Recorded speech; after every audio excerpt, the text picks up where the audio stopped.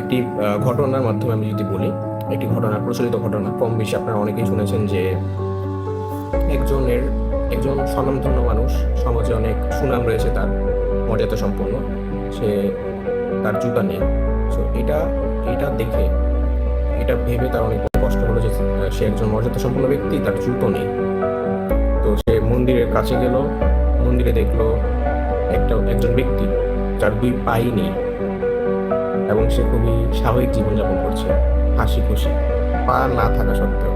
তখন সে তার সাথে সাথে তার মনস্তত্ত্ব পরিবর্তন করলো যে না, তার তো পাই নেই ওই ব্যক্তিটার, আমার তো অন্তত পা আছে, জুতা নেই। তো পা না থাকলে আমি কি কোথায় জুতা পরতাম? পরের অভাব মনে করিলে চিন্তন, আপন অভাব ক্ষোভ রহে কতক্ষণ।